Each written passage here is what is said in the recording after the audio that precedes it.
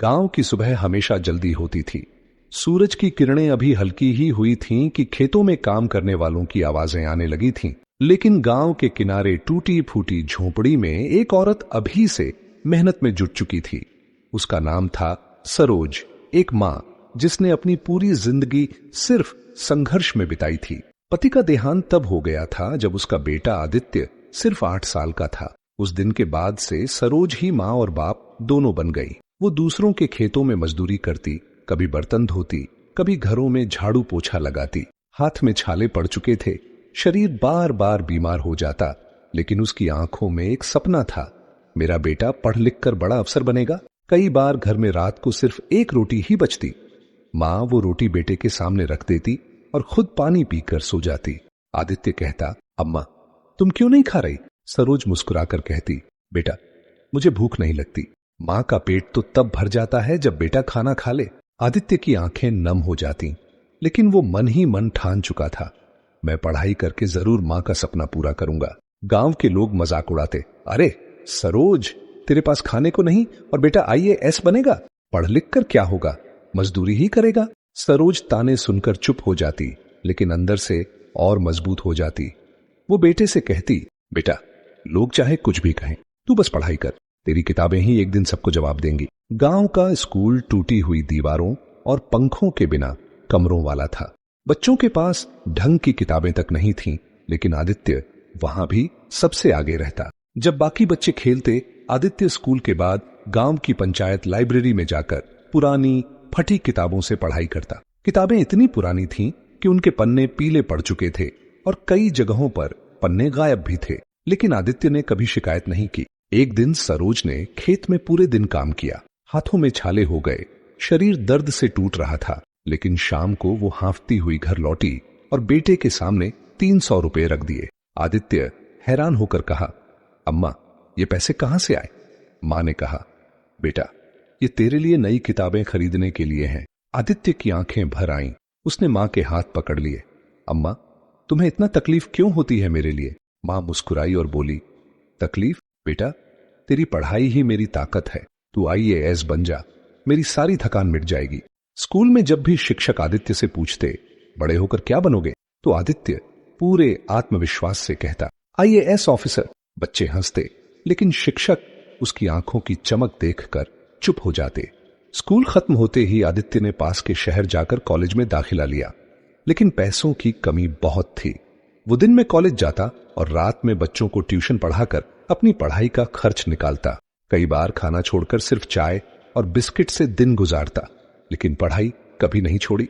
सालों की मेहनत के बाद आदित्य ने आखिरकार UPSC की पहली परीक्षा दी। परीक्षा देते समय उसने मां की बातें याद रखीं, बेटा मेहनत कभी बेकार नहीं जाती। परीक्षा खत्म होते ही दोनों मां बेटे उम्मीदों से भर गए, लेकिन जब नतीजे आए, आदित्य का नाम लिस्ट में नहीं था। आदित्य टूट गया। उसने किताबें फेंक दी और कमरे में बैठकर रोने लगा। आदित्य रोते हुए कहा, अम्मा मैं कभी IAS नहीं बन पाऊंगा, हमारे जैसे गरीब लोगों की किस्मत में ये सब नहीं लिखा।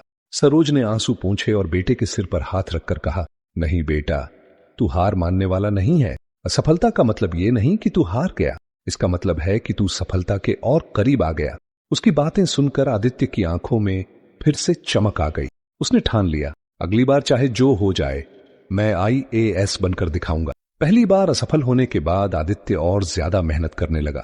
वो दिन रात किताबों में डूबा रहता, ट्यूशन पढ़ाता और जो भी समय मिलता उसे पढ़ाई में लगा देता। लेकिन जब दूसरी बार नतीजे आए, फिर भी असफल। उस दिन गांव वाले और ज्यादा हंसे। देखा, कहा था ना, IAS बनना तेरे बस की बात नहीं। आदित्य का मन भर आया। उसने मां से कहा, अम्मा शायद ये सपना कभी पूरा नहीं होगा। मां ने धीरे से उसका चेहरा उठाया और कहा, बेटा जब तक मां जिंदा है तेरा सपना कभी अधूरा नहीं रहेगा, कोशिश जारी रख। आदित्य ने हार नहीं मानी। तीसरी बार और जोश से तैयारी की। इस बार वो प्रीलिम्स और मेंस दोनों में पास हो गया। इंटरव्यू तक पहुंचा, लेकिन अंतिम लिस्ट में नाम नहीं आया। वो टूट गया, लेकिन मां ने फिर संभाला। बेटा अगर मंजिल इतनी आसानी से मिल जाती तो सब IAS बन जाते।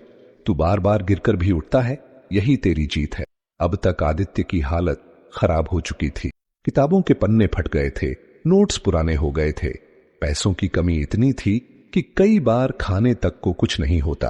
लेकिन मां ने हर बार अपना हिस्सा बेटे को खिला दिया। चौथी बार भी उसने कोशिश की, लेकिन फिर असफलता। इस बार मां बीमार पड़ गई थी। बिस्तर पर लेटी मां ने बेटे का हाथ पकड़कर कहा, बेटा, चाहे मैं रहूं या न रहूं, तू आईएएस जरूर बनना। मेरी आत्मा को शांति तभी मिलेगी। मां की हालत देखकर आदित्य ने ठान लिया, अब की बार मैं हार नहीं मानूंगा। चाहे दिन लगे या रात, चाहे भूखा रहना पड़े, मैं आईएएस बनकर दिखाऊंगा। उसने खुद को पूरी तरह पढ़ाई में झोंक दिया।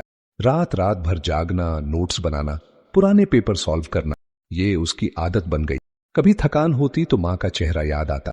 अगर मां भूखी रहकर भी मुझे पढ़ा सकती है तो मैं नींद की वजह से कैसे हार मानूं। आखिरकार रिजल्ट का दिन आ गया। आदित्य कांपते हाथों से लिस्ट खोलता है। उसकी आंखें स्क्रीन पर दौड़ती हैं और अचानक उसका नाम दिखता है, आदित्य कुमार, आईएएस। उसकी आंखों से आंसू झरझर गिरने लगे। वो दौड़ता हुआ मां के पास गया और रोते हुए कहा, अम्मा, तुम्हारा बेटा आईएएस बन गया। मां की आंखों से भी आंसू बह निकले। उसने बेटे को गले लगाकर कहा, आज तूने मेरी गरीबी को अमीरी में बदल दिया।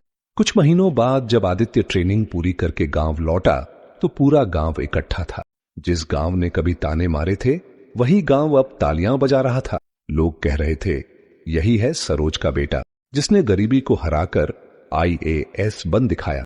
आदित्य ने मां के पैर छुए और कहा, अम्मा, ये अफसर की कुर्सी मेरी नहीं, तुम्हारी है। मां ने मुस्कुराकर कहा, बेटा, अब मुझे और कुछ नहीं चाहिए।